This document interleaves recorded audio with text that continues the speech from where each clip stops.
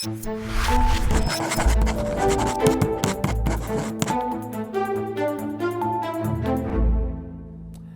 of the many false promises that Trump made on the campaign trail wasn't just the immediate economic boon he'd deliver on day one if elected.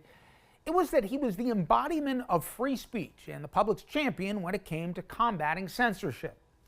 Well, in less than 2 months, he has proven to be the greatest threat we've ever seen to the First Amendment. David French, no relation, recently penned a great piece on this subject in the Times.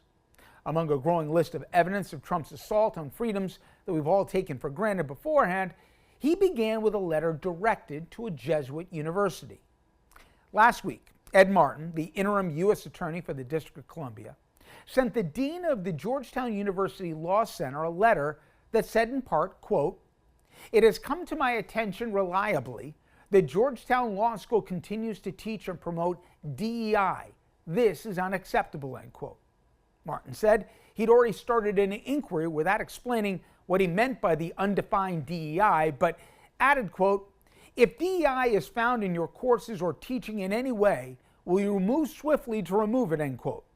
Martin finished his letter with an explicit threat, stating, "No applicant for our Fellows program, our summer internships, or employment in our office who is a student or affiliated with a law school or university that continues to teach and utilize DEI will be considered," end quote.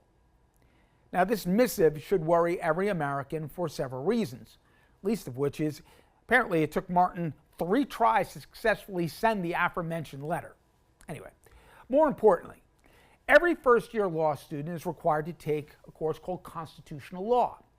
And in the course, it explicitly says the federal government cannot tell a private institution what its curriculum should be and how they can deliver it. Now, beyond the blatant violation of Georgetown's First Amendment rights, it's amplified when you consider its attempts to dictate the mission of a Jesuit and Catholic university. How an acting U.S. attorney and his staff either didn't understand the most basic rule of law and or decided to publicly promote their ignorance is chilling. It does, however, fit a pattern. In a matter of weeks, Trump has targeted 2 private law firms because of their clients.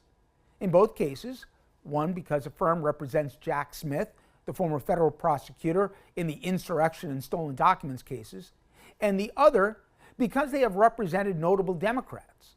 Both firms have been stripped of security clearances, employee access to federal buildings, and barring future employment in the federal government. Once again, this payback violates the Constitution. Trump can't use the administration to target his political enemies for investigation or punishment. Free speech, it turns out, is only free if you agree with the Donald.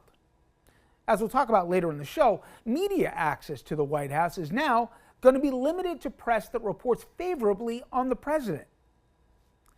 But coming back to the threats against Georgetown, for all of Trump's talk about rooting out anti-Christian bias, that bias apparently requires agreeing with him. The First Amendment was prioritized by our founders specifically to protect political and religious speech, period. For all the talk about Trump ending censorship and cancel culture, he's ushered in the most self-interested, pearl-clutching era in memory. Under our new president, book bans, drag show bans, anti-woke bills, again, tell me what those are, they are all the new normal. The Pentagon has apparently been forced to take down tens of thousands of photos, including the Enola Gay. That's the B-29 bomber that dropped the atomic bomb on Hiroshima because its name included the word gay. I can't make this up. So in short, if you thought in November your vote for Trump was a vote for freedom, please think again. Our new president is the censorship in chief. That is, if he doesn't like what you say or believe in.